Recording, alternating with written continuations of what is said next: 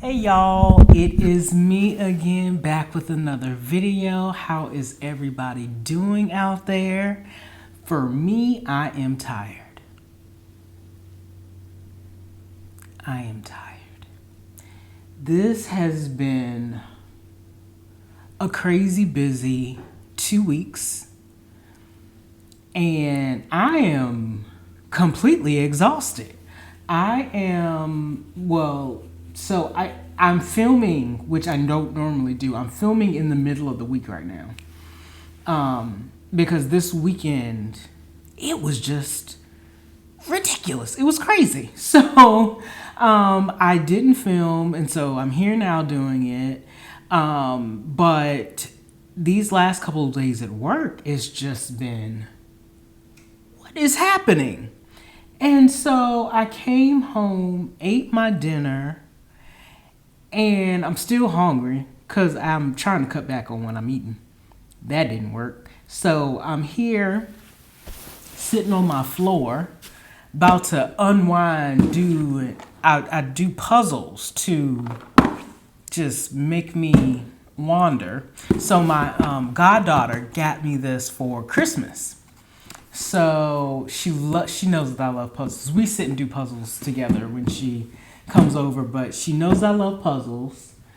This is a great way to unwind, by the way. Either I journal, but I do puzzles, and then sometimes I'll get me a coloring book with some crayons.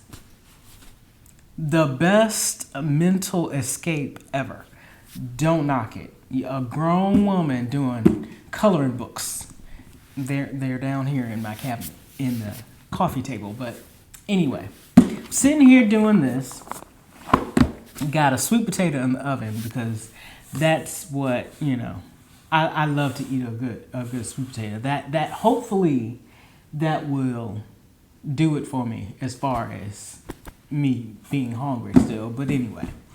I was sitting here and I was trying to figure out how I was going to introduce my April video series that I have. So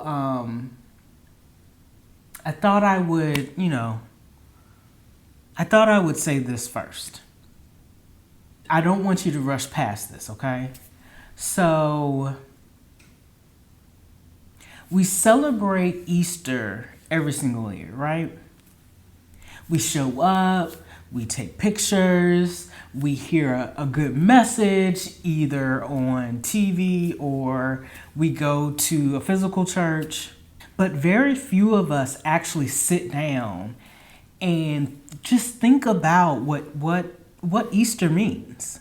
Because if what we know is true, that what happened on the cross is about love, then we have to be honest with something. A lot of what we've cried over, a lot of what we've stayed in, a lot of what we've begged for in life was never really love. And I know that's not easy to hear because some of you didn't just experience those relationships, you survived them. You invested in them, you prayed over them, and you tried to make them work. So to sit here and say that maybe it wasn't love can feel like I'm minimizing your experience, but that's not what I'm trying to do. I'm trying to give you clarity so you don't repeat the same mistake twice. Because one of the most dangerous things we can do is mislabel something that has hurt us as something that was meant to heal us. So this month in April, my new series is here. These conversations that I'm going to have with you are not surface level conversations. They won't be. We're going to talk about wounds. We're going to talk about attachment. We're going to talk about emotional patterns, mental health in relationships, and the truth about what we've been calling love. Because before we talk about another person, before we talk about them, we have to deal with us. you.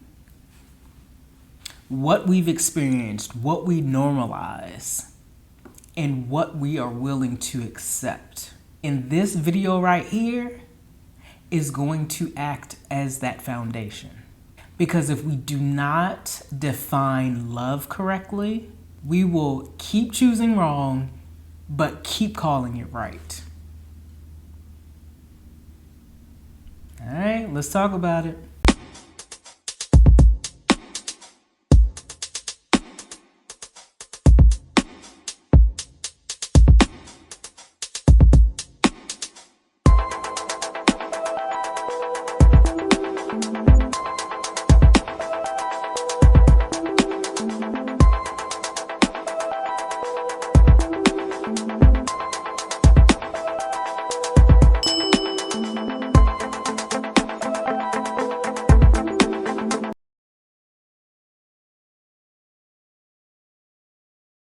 All right, so let's slow this down a bit.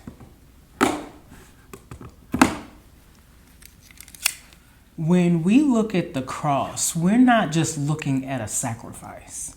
We're looking at a decision. Love was not a reaction. Love was not based on how people acted. Love was not conditional.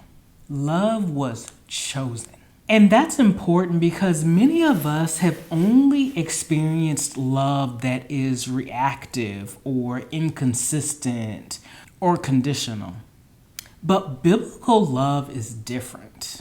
Biblical love is intentional. It doesn't just happen. It's not accidental.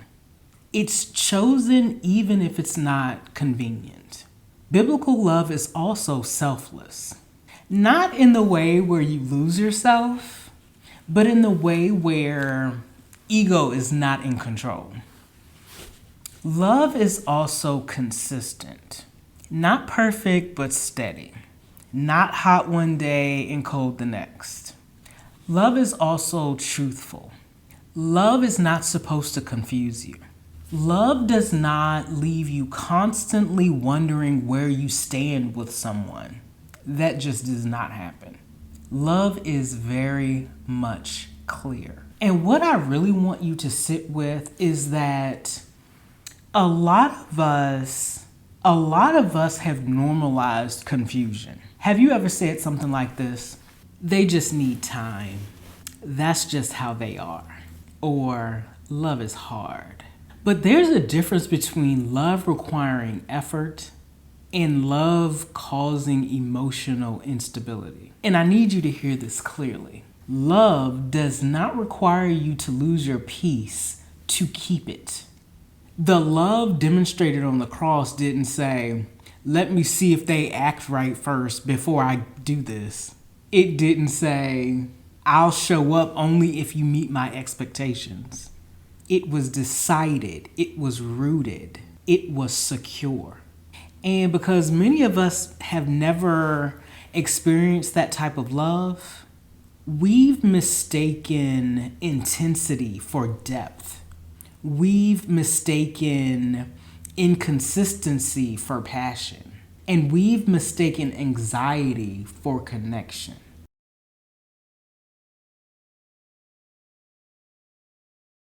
So let's bring this into real life real quick. If I can open this box.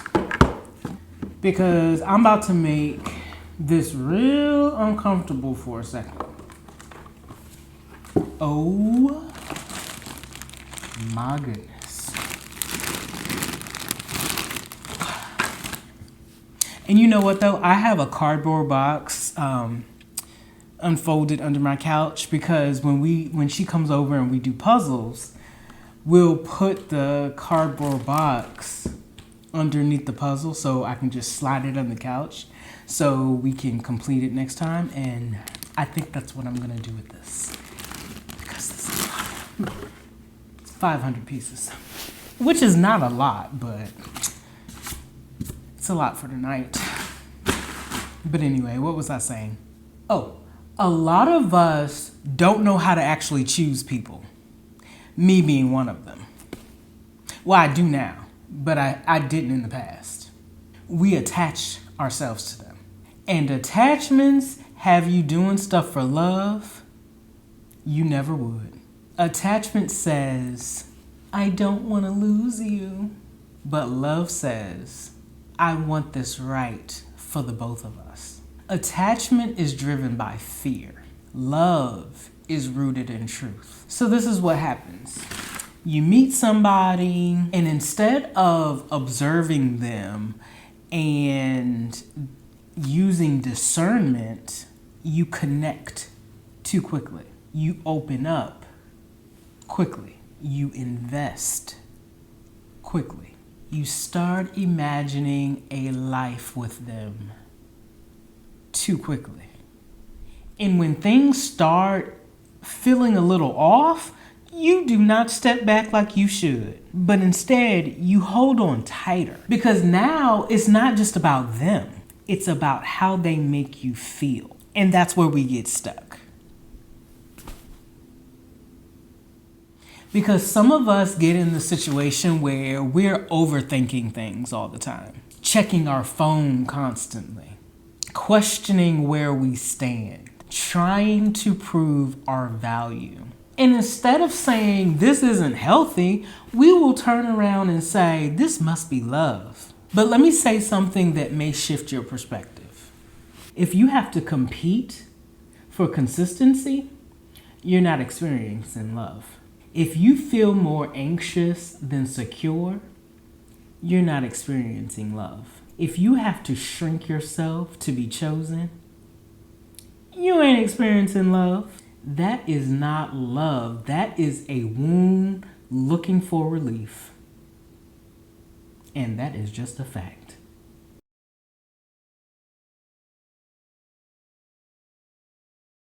So now the real question is, why in the world do we keep doing that to ourselves? Why do we keep choosing what hurts us and calling it love? Because if I'm being honest, some of us did not learn what love was from a healthy place. Some of us learned it from environments where love was inconsistent. Affection had to be earned. Presence was unpredictable. So as adults, we don't just desire love, we crave relief.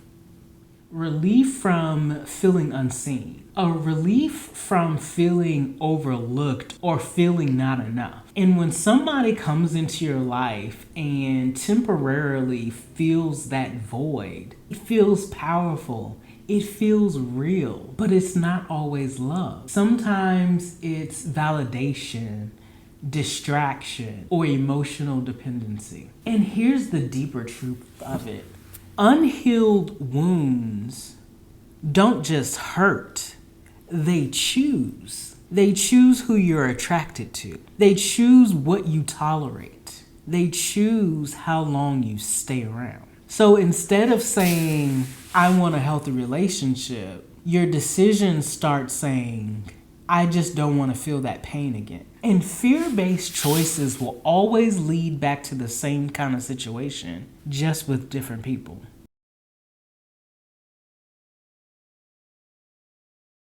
So what do we actually do with this? Because awareness without change will keep you in the same cycle. So number one, I want you to what? Go grab a pen and paper and write this down. You got it? Okay, so the first thing I want you to do is redefine love. I want you to do this daily, not just mentally right now, but daily do this. You need to stop romanticizing what hurts you. Just because it feels intense does not mean it's meaningful. Start asking yourself these two questions. Does this bring me peace? Does this align with who I'm becoming? I know you've heard me say that before. The second thing I want you to do is to sit with your patterns, not just your pain. A lot of us focus on what that other person did, but growth asks, what did I allow them to do? What did I ignore? what felt familiar about this. Not to blame yourself, but to understand yourself. The third thing I want you to do is detach from the need to be chosen. This is a big one. Because some of you are not even trying to find love, you're trying to be selected. And that will have you staying in situations that do not honor you. You don't need to be chosen by the wrong person to prove your worth. The next step is let truth guide you, not feelings alone. Feelings are absolutely real, but they are not always reliable, especially when they're influenced by past wounds. The truth will say to you, this is not healthy, even when your feelings say, but I don't want to let them go. And growth is choosing truth anyway. Here's the one thing I want you to sit with is this. Just because it felt deep doesn't mean it's aligned. Just because it was hard to let go does not mean you were meant to stay. And just because you loved them doesn't mean it was love in the way that you deserved. This month, we are going deeper because next week, we're going to talk about what a lot of you confuse love with, but it's actually rooted in fear. And once you understand that, you're going to start seeing your past relationships differently. It's something that I had to go through to heal, and a lot of you need to go through as well. So buckle up, because we are going full steam ahead. Anyway, my sweet potato just went off, and I have not opened this puzzle yet, but I'm about to. I'm going to eat my sweet potato and do my puzzle. But anyway, if this message spoke to you, or if you know somebody that needs to hear it, pass it along. Please pass it along. Like, share, and comment down below. I love everything that you guys write me. Even if it's private, you can always DM me. It doesn't matter to me. But let me know what you think. What do you want to hear? What I'm formulating next week as we speak. So if you want to hear something that I'm going to touch on, or you want me to get deeper into something, let me know. Because a lot of people out here are trying to hold on to something that's been hurting them this entire time.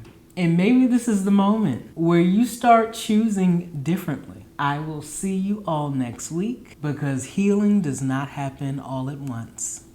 But it does begin when you start choosing truth.